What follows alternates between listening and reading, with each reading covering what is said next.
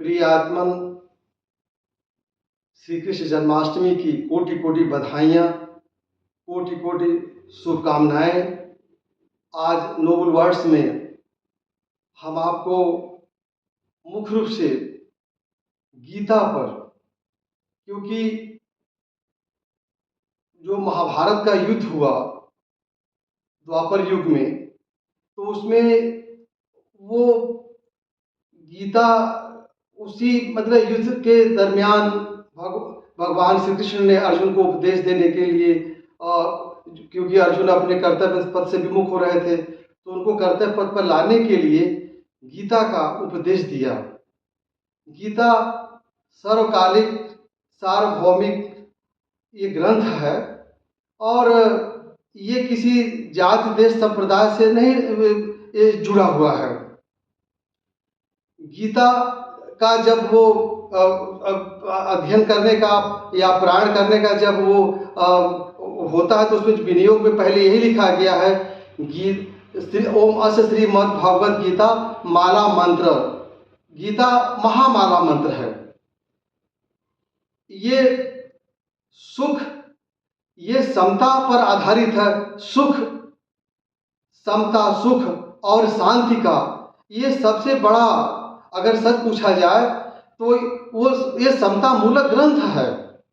गीता में शुरू से लेकर अंत तक वो समता की बात भगवान श्री कृष्ण ने कही है।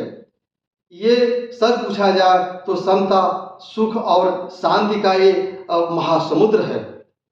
गीता ये माला, इसको महामाला मंत्र कहा गया, श्रीमद् भगवद गीता माला मंत्रस्य।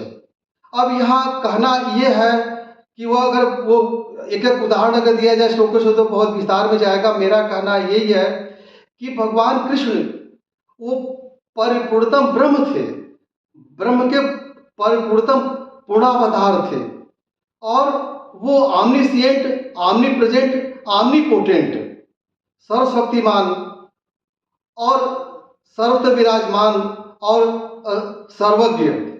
तो भगवान ने जो सबसे बड़ा संदेश, वो चूँकि महाभारत जहाँ युद्ध के मैदान में दोनों तरफ सेनाएं डटी हैं, वहाँ अर्जुन अपने कर्तव्य से अलग होना चाह रहे हैं। भगवान उनको गीता का उपदेश दिए और 18 अध्याय गीता में, चाहे वो ज्ञानियों की बात हो, चाहे वो कर्मयोग की बात हो, चाहे वो भक्ति योग की बात हो, और सबसे बड़ा योग तो शरणागति योग है।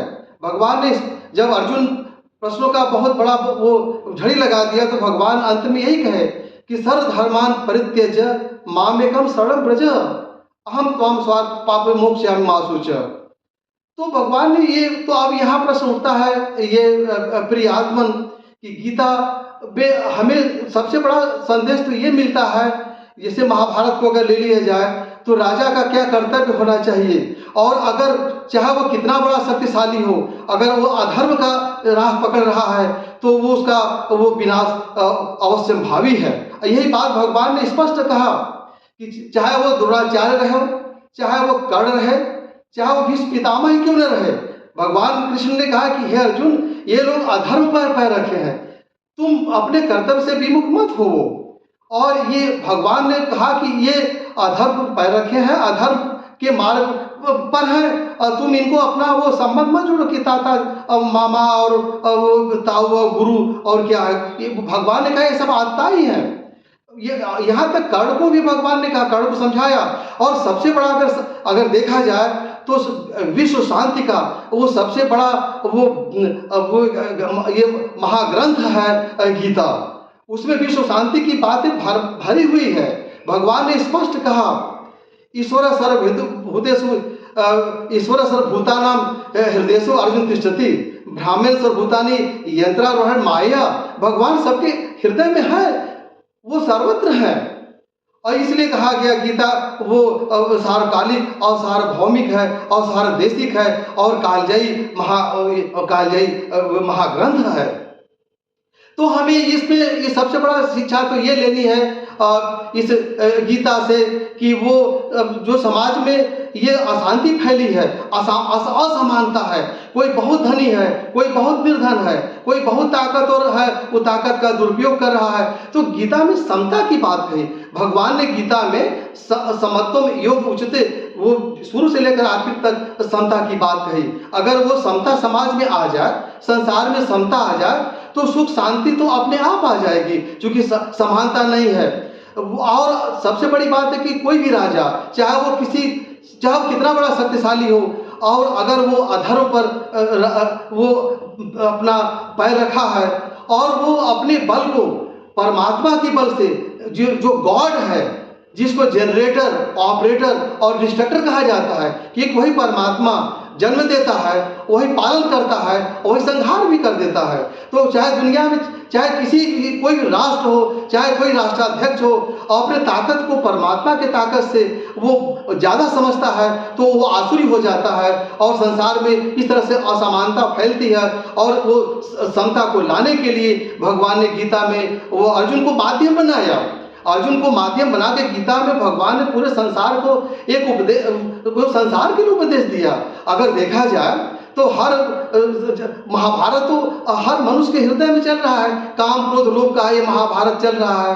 तो समाज में समता लाने के लिए और सुख शांति स्थापित करने के लिए, संसार में वो समता लाने के लिए, सुख शांति स्थापित करने, गीता में बहुत कुछ कहा गया है। हम विस्तार में जाएंगे तो बहुत सी बातें होंगी, आगे मैं गीता के एक चीज़ों को लाऊंगा। सबसे बड़ी बात यह कि महाभारत के वो युद्ध में जो युद्ध न भूतो न भविष्यति, 1 लाख श्लोकों में बहुत कुछ बातें कही, राजनैतिक, सामाजिक, आर्थिक, और राजा का क्या स्वभाव होना चाहिए, राजा का क्या कर्तव्य है, और समाज में शांति कैसे स्थापित होगी, विश्व में शांति कैसे वो स्थापित होगी, ये सब बातें उसमें वो भरा पड़ा है। उसको पंचम वेद कहा जाता है। और उसी महाभारत से वो ये निकल करके ये जो भगवान के वो मुखारबिंद से ये गीता निश्रित हुई। और गीता अगर ये कहा जाए तो इसमें हर तरह की बातें हैं, चाहे वो शांति की हो, समता की हो, और सबसे बड़ी कि मानवता का सबसे बड़ा वो इसमें वो उद्घोष है। भगवान ने अद्वेष्टा सर्वभूतानां मैत्र करुण एवच, और सर्वभूते हिते रहता, भगवान ने ये नहीं कहा पूरे संसार के लिए बात कही गई है, सर्वभूते हिते रहता। उन्होंने संसार की बात उसमें की माध्यम के अर्जुन को बनाया गया, और अर्जुन को माध्यम बनाकर भगवान ने गीता में जो भी, चाहे वो राजा का धर्म हो, चाहे वो प्रजा का हो, चाहे वो भगवान, सबसे बड़ी बात तो भगवान सारथी बन गए। भगवान ने दिखाया कि जो धर्म के मार्ग पर है उसका सारथी मैं स्वयं हूँ। अगर हम धर्म के मार्ग पर हैं तो भगवान मेरा वो सारथी बनकर मेरी रक्षा करेगा।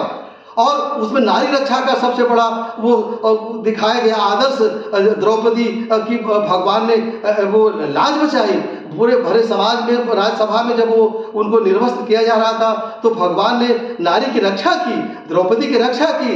द्रौपदी उस समय अपने समय काल में वो आदर्श नारी की प्रतिमूर्ति रही, और भगवान वो द्रौपदी की लाज बचाई। बहुत ज़्यादा विस्तार में न जाकर मैं बस यही कहना चाहता हूँ कि गीता का अगर हम अनुशीलन करते हैं, वो पढ़ते हैं, और ख़ास तौर से अपने बुजुर्ग साथियों को ये कहना चाहूँगा कि बच्चों में वो थोड़ी बात ये समझाएं कि उनके समता की बात लाएं, और उनको गीता का अध्ययन कर। गीता कोई साधु सन्यासी का ग्रंथ नहीं है, ये अब ये कि जो कर्तव्य से अपने विमुख हो रहा उसको कर्तव्य पथ पर लाने का ये गीता सबसे बड़ा माध्यम बना। जो अर्जुन युद्ध के मैदान से भाग रहे थे, उनको कर्तव्य पथ पर लाए, और भगवान ने कहा कि देखो तुम निमित्त मात्र बनो, ये तुम जिसको सोचते हो ये सब मेरे द्वारा पहले मार दिए गए हैं, तुम निमित्त मात्र हो जाओ। तो ज़्यादा विस्तार में जाकर बस यही कहूँगा कि आज ये श्री कृष्ण जन्माष्टमी के महापर्व पर हम ये सब शपथ लें कि ये पूरे संसार में, चाहे वो समाज हो, परिवार हो, राष्ट्र हो, विश्व हो, वो समता की बात करें, मानवता की बात करें, अहिंसा की बात करें, शांति की बात करें, प्रेम की बात करें। भक्ति क्या है? वो प्रेम का पर्यायवाची तो भक्ति है, भक्ति उपासना ये सब प्रेम का ही तो पर्यायवाची है। और प्रेम अनिर्वचनीय प्रेम स्वरूपम। तो हम यहाँ वो समाज में, और अगर वो चाहते हैं कि पूरे संसार में सुख शांति हो, तो उसके लिए ये जरूरी है कि हम गीता का अनुशीलन करें, और गीता में जो भगवान कृष्ण ने जो बातें बताई उसका अगर हम वो परिपालन करेंगे तो वो समाज, परिवार समाज में ही पूरे शांति में, पूरे संसार में सुख शांति छा जाएगी। धन्यवाद।